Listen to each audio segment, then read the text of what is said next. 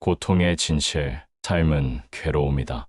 부처님의 첫 번째 깨달음은 일체계고, 즉 모든 존재는 괴로움이라는 것이다. 이는 비관적 세계관이 아니라 현실에 대한 정확한 진단이다. 마치 의사가 환자의 상태를 정확히 파악해야 치료할 수 있듯이 고통의 실상을 있는 그대로 인정하는 것이 해결의 첫걸음이다. 부처님은 고통을 세 가지로 분류했다. 고고는 명백한 고통이다. 질병, 사고, 이별, 실패처럼 누구라도 괴로워할 수밖에 없는 경험들이다. 이런 고통은 피하려고 해도 인생을 살다 보면 반드시 마주치게 된다. 괴고는 변화로 인한 고통이다. 좋은 것이 사라질 때 느끼는 괴로움이다. 행복한 순간도 영원하지 않기 때문에 생기는 고통이다. 심지어 좋은 일이 일어날 때도 언제까지 지속될까 하는 불안이 따라온다. 행고는 존재 자체의 불안정성으로 인한 고통이다. 모든 것이 끊임없이 변화하고 확실한 것이 없다는 사실 자체가 주는 근본적 불안이다. 미래에 대한 막연한 걱정,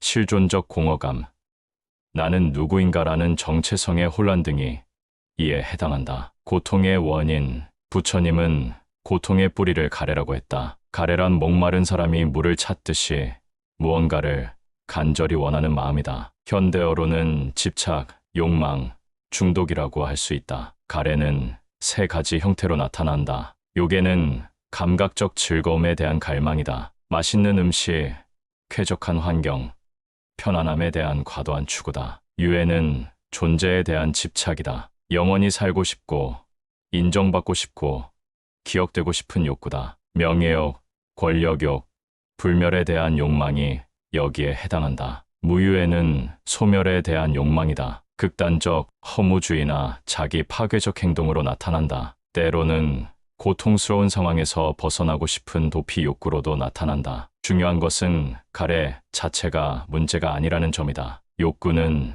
자연스러운 것이다. 문제는 욕구에 사로잡혀 그것이 충족되지 않으면 괴로워하고 충족되어도 더 많은 것을 원하는 끝없는 순환이다. 가래는 마치 소금물을 마시는 것과 같다. 마실수록 더 목이 마르다. 고통의 소멸, 고통은 끝낼 수 있다는 것이다. 멸성제는 가래를 완전히 소멸시킨 상태, 즉 열반을 의미한다. 열반은 단순히 욕망을 억압하는 것이 아니다. 욕망의 본질을 깨달아 그것에 휘둘리지 않는 상태다. 마치 환상을 환상으로 알고 나면 더 이상 그 환상에 속지 않는 것과 같다. 완전한 열반은 매우 높은 경지이지만 일상에서도 작은 해탈의 경험은 가능하다. 자연 속에서 느끼는 평온, 명상 후의 고요함, 아무 조건 없이 그저 존재하는 것만으로 행복한 순간들이 그런 경험이다. 현대 뇌과학 연구에 따르면 명상을 통해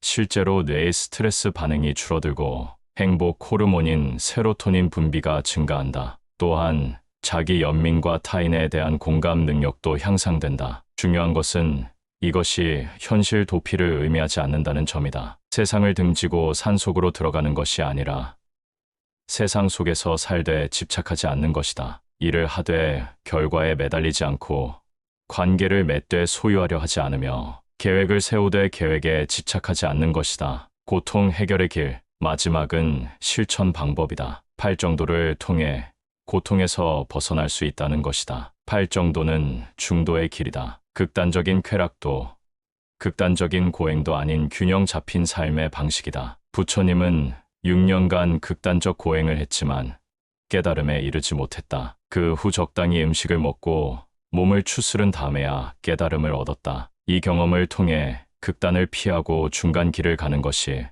가장 효과적임을 알았다. 팔정도는 지혜, 윤리, 정신, 수양의 세 그룹으로 나뉜다. 이 세 영역이 서로 상호작용하며 전체적인 변화를 만들어낸다. 하나의 영역만 발달해서는 완전한 해결이 어렵다.